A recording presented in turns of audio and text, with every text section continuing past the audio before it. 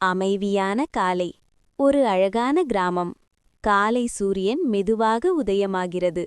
பறவைகள் பாடுகின்றன. அருண் என்ற சிறுவன் புத்துணர்ச்சியுடன் எழுந்து இயற்கையின் அழகை ரசிக்கிறான். தாத்தாவின் அறிவுரை. அருண் தன் தாத்தாவுடன் வெளியே நடக்கிறான். தாத்தா சொல்கிறார், அருணா, கண், காது, மூக்கு, நாக்கு, உடல், இந்த 5 புலன்களே நம்மை சரிதவறாக நடத்தும். அருண் கவனமாக கேட்கிறான். புலன்களின் சோதனை. பள்ளிக்கு செல்லும் வழியில் இனிப்புக்கடை, நாக்கு ஆசை. நண்பர்கள் தவறாக பேச அழைப்பு, காது. பொம்மை கடை, எடுத்து விடலாமா என்ற கண்ணெண்ணம். அருண் சிறிது தயங்குகிறான். பொய்யில்லாத ஒழுக்கம்.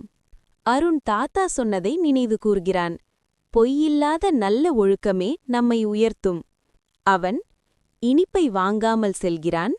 தவறான பேச்சில் கலக்கவில்லை. பொம்மையை எடுக்கவில்லை. அவன் மனம் அமைதியாகிறது.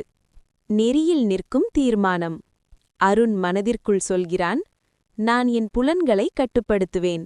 நல்ல வழியில்தான் நடப்பேன். அவன் முகத்தில் தன்னம்பிக்கை தெரிகிறது. நீடு வாழ்வு. குறளின் உண்மை. காலம் செல்கிறது. அருண் நல்ல பண்புகளுடன் வளர்கிறான். மக்கள் அனைவரும் அவனை மதிக்கிறார்கள். தாத்தா சிரித்தபடி, பார்த்தாயா அருணா, 5 புலன்களை அடக்கி நல்ல ஒழுக்க நெறியில் நின்றால் வாழ்க்கை நீளும் உயரமும் அடையும். கதை சொல்லும் கருத்து: 5 புலன்களை கட்டுப்படுத்துதல், பொய்யில்லாத ஒழுக்கம், நல்ல நெறியில் நிலைத்தல். பொறிவாயில் ஐந்தவித்தான் பொய்தீர் ஒழுக்க நெறி நின்றார் நீடு வாழ்வார்.